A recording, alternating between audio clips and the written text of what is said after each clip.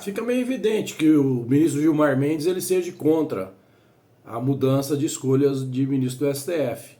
É evidente que ele não é a favor do que a maioria dos brasileiros são a favor, né? Afinal de contas, os ministros do STF estão muito distantes da vontade popular, por mais que eles se apregoam ou se titulam, melhor dizendo, como defensores da democracia e da vontade popular, né? Da vontade do povo.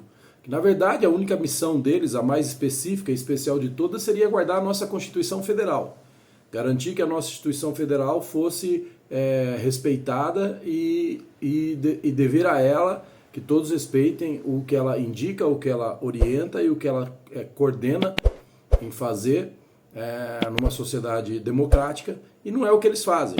Aliás, chama uma atenção danada diante de tantas barbaridades que a gente está vendo, principalmente na fala do atual presidente da República, onde anda Alexandre de Moraes. Porque a gente fica imaginando aqui se fosse Bolsonaro dizendo e falando e fazendo o que Lula anda dizendo, fazendo e falando, né? Todo canto, toda hora, afirmando coisas, insinuando, em vez de colocar um pano gelado na fervura, joga mais água quente. Quer dizer, Lula claramente desmereceu o serviço da Polícia Federal Brasileira, né? Do Ministério Público Brasileiro. E nada, nem uma linha. Se fosse Bolsonaro, seria 24 horas para dar explicação. Se fosse Bolsonaro, seria multa. Se fosse Bolsonaro, seria processo de impeachment. E a gente não vê hoje o STF atuando politicamente como ele atuou até o fim do mandato do ex-presidente no ano passado, e principalmente como atuou, né, de uma forma fervorosa, né, pontual e muito parcial nas eleições que aconteceu o ano passado. Então, é óbvio e claro que para o Gilmar Mendes, mudar a forma agora é um cavalo de Troia, né? Porque, segundo ele, pode ter outras coisas por trás disso. Não, ministro, não tem outras coisas por causa disso. O povo brasileiro entendeu que não pode um ministro do Supremo ter plenos poderes durante a vida toda.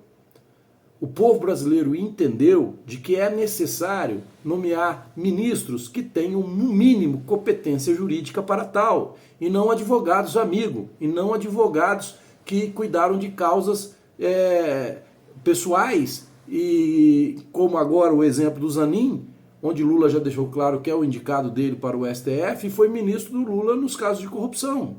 A gente não quer o STF sendo usado politicamente desta forma. Entendeu, ministro Gilmar?